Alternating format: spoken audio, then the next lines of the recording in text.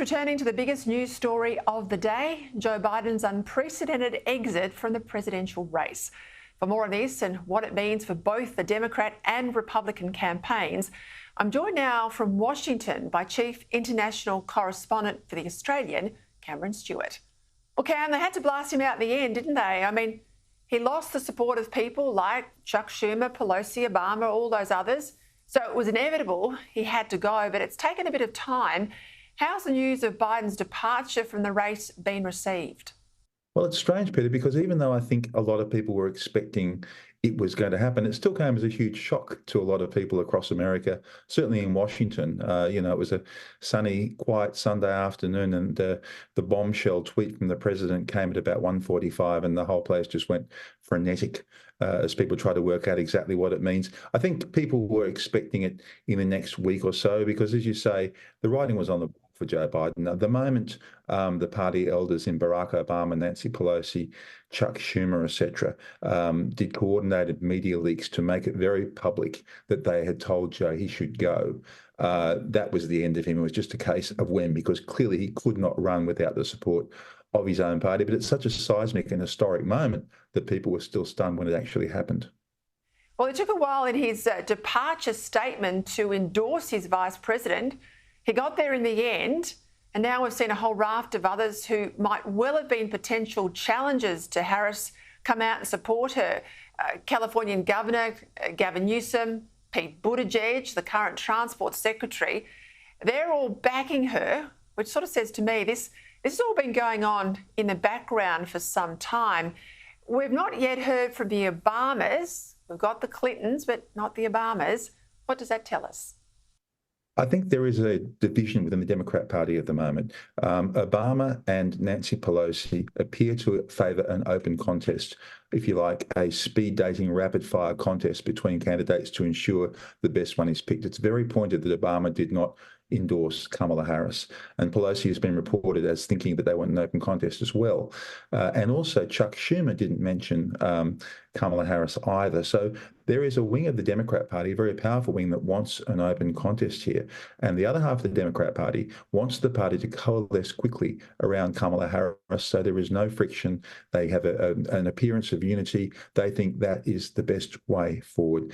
And what we're actually seeing at this minute unfold is, as you say, really real contenders like Pete Buttigieg, the Transport Secretary, is a very, very good campaigner.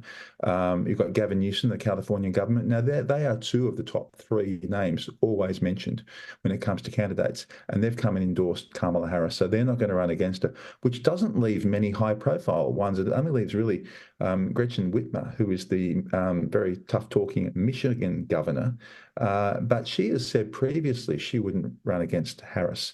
We haven't heard from her so far in relation to since Joe Biden said he'd step aside. So we'll just have to see what happens here. But it might be an open contest where there really isn't much of a contest. It's interesting. It'll come down to those key swing states. Michigan's one, obviously. Pennsylvania, Ohio. Now, I can't see her having Gavin Newsom on her ticket. That'd be two peak California types on the one ticket. So who do you think will end up her VP in the end?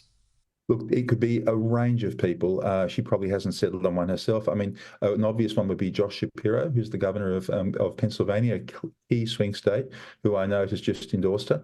I would think a male in the Midwest would be what she'd be looking for to round off her ticket, because Kamala's problem is that she is not popular in the Midwest. I've travelled a lot through there. Bars, cafes, farms, talk to people. They really don't like her. And they don't like her for all the reasons they do like her in the big liberal cities in America.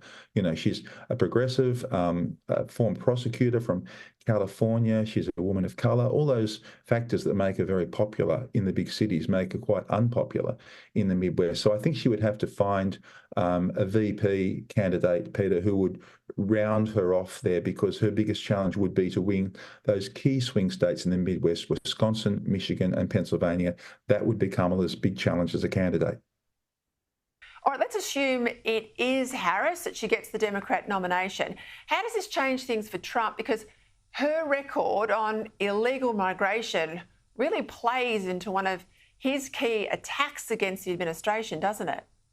It does, and straight away we can see Trump and the Republican machine are very much their tactic is going to be to align Kamala Harris directly with Joe Biden. They'll say, look, the failed policies of Joe Biden are the failed policies of Kamala Harris. If you elect Kamala, you're electing Joe Biden's agenda, and they will point to the border. The border thing. I mean, Joe Biden appointed her to try and reduce some aspects of illegal migration across the border, and the Republicans said that she was effectively a border czar, and that was one of the most, the greatest failure of the Biden administration is the border and the weakness at the border. So, look, that's going to be a problem for her on the campaign trail, absolutely. However, she also has been far more prominent in recent times as an abortion, a pro-choice abortion activist after the Roe versus Wade decision, and she's been quite visible on the hustings doing that. She's been quite effective there, and that's a big vote winner for the Democrats. So, yes, she certainly has problems as far as the border goes with the Republicans. She's got a bit of a winner with abortion with the Democrats. So it'll be fascinating to see how she actually goes on the campaign trail, because don't forget, she had a disastrous campaign in 2020. I mean, she was seen as one of the big challenges early on.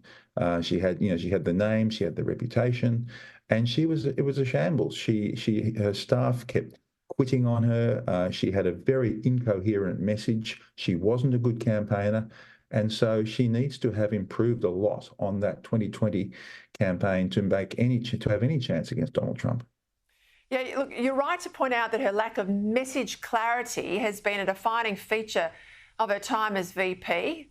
That and her record of not resolving any of the chaos on the border. Trump, up until now, well, his age hasn't been an issue. It's been all about Biden's age. She's obviously a much younger candidate. Does his age now come into play from here on in? And 10 days on from his assassination attempt, how much resonance will that have in the campaign going forward?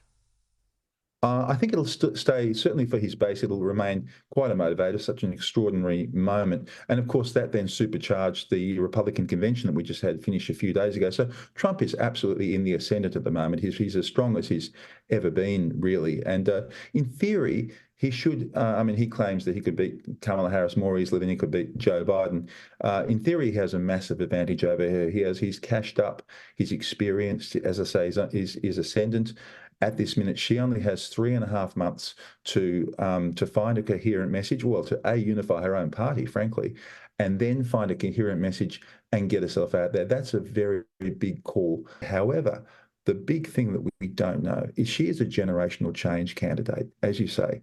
She's not in her 70s. I mean, we're not having two geriatrics fight off for the presidency now. And 70% of Americans said they didn't want another Biden-Trump clash. Now they've got their wish. So what does that mean with the voters? I mean, are there a lot of unknown voters out there who will be so relieved to have a younger candidate that they will flock towards Harris? We just don't know that. We'll watch it all with interest, won't we? Cameron Stewart, thank you. Oh, thank you very much.